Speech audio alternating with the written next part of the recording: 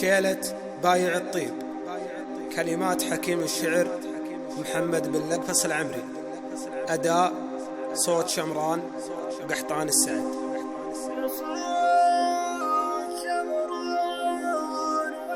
يا صوت شمران ود الحس بأصواتك، والحس الآخر لقحطان السعد ياتي. قولوا ترى كثر راحاتك وجياتك، في حس باللقفص ارسلها بالابيات.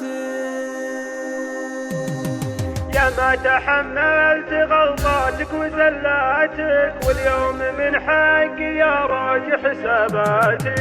يا ما تحملت غلطاتك وزلاتك، واليوم من حقي يا راجع حساباتي. راح التغاضي وتمرير الخطافاتك، خلاص صبري تجاوز كل طاقاتي. ما عاد يمديك تشتم ضيافاتك، اقل ما اقول تكفى اقطع علاقاتي. جمايلك ما تعاد الربع شرهاتك، وحسرتي فيك من تميش وقفاتي. يعطيك رب البرية حسب نياتك، والله يعطيني على قدر نياتي. يا مقتطع الهروج العجلاجاتك، طوع محرشك وانا اتبع خراجاتي. من حين شفت ان نقض العهد عاداتك، خليت عدم اهتمامي فيك عاداتي.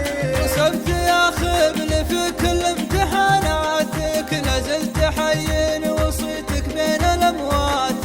عند التحقيق واشدر احتجاجاتك، يا بايع الطيب للتحقيق لا تاتي. من بعد فصل القضية قدم اثباتك، وانا علي اتقدم باحتجاجاتي. وتشوفي وشلون تتساقط دعاياتك، وتموت دعواك في نشر سجلاتي. هذا اختصار الكلام وزبدته جاتك، وانا اتحمل ولو زادت معاناتي. يا صوت شمران ود الحس باصواتك، والحس الاخر لقحطان سعد ياتي. يا صوت شمران ود الحس باصواتك، والحس الاخر لقحطان السعد ياتي. خلى المجافي اذا من سمع شيلاتك، يعرف صدى حسي الخافي ونعراتي. قولوا ترى كثر راحاتك وجياتك، في حس باللقفص ارسلها بالابيات. قولوا ترى كثر راحاتك وجياتك، بحس باللقفص ارسلها بالابيات. قولوا ترى كثر راحاتك وجياتك، بحس باللقفص ارسلها بالابيات. باللقفص ارسلها بالابيات.